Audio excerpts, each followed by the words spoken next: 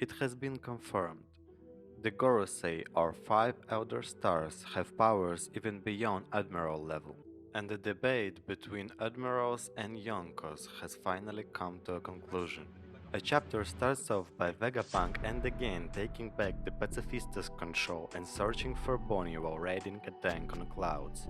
The best Straw Hat displays never seen ability before when Sanji observation Haki breaks all limits to find Bonnie in the middle of war and he launches to save her, saying that tank is not fast enough.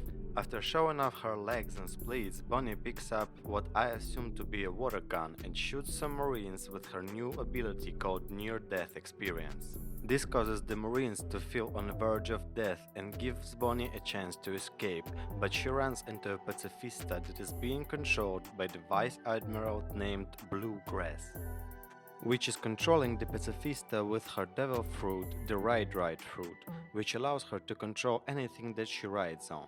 Bonnie is paralyzed thinking about her father while Pacifista is charging the laser right in front of her. In the last second, our black-legged cook arrives to save her. He says that he understands her struggle, but she has to keep a cool head.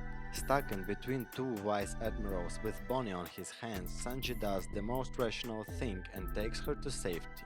They hop in Vegapunk tank while we get to see the Luffy against Kizaru in the Lava Stratum.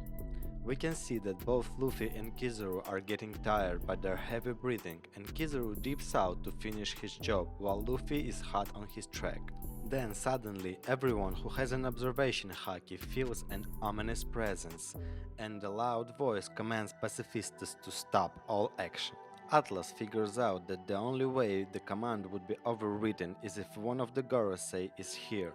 At the same time, big magic circle appears in the middle of battlefield, and all of the marines under the rank of Commodore are ordered to avert their gaze. Circle starts spewing fire and Sanji screams that there's something coming out of there. We get shown two low-ranking marines, one of which is looking directly at the St.Saturn. The eyes of the elder glow for a moment, and the head of the marine who has been looking blows up. We see Saint J. Garcia Saturn in his monster form. He keeps his appearance of an old man with the cane, but gets a lower half of a spider and horns of a bull, while also having a fire pattern and a scarf of a clouds like an awakening zone user. He says that he almost can't remember last time he stepped on surface. While Bonnie is looking down asking what is that, Sanji is screaming for Vegapunk to look out because the laser attack is coming their way. It nearly misses and everyone in a tank picks their head up to see Kizaru firing at them. As soon as he starts charging his next attack, Luffy appears screaming for Kizaru to hold it. In response, Kizaru is asking Luffy haven't he reached his limit yet. Kizaru shoots Luffy making him spin, but unexpected to Kizaru, Luffy charges his new named attack which is called White Star Gun. He hits Kizaru from the spin directly in the head making him think that this isn't good, and both of them get knocked down while Luffy says that he's at his limit. Saint Saturn looks up and says Nika, acknowledging Luffy's presence. Vegapunk comes crashing down and everyone who was in it is now standing in front of the Saturn.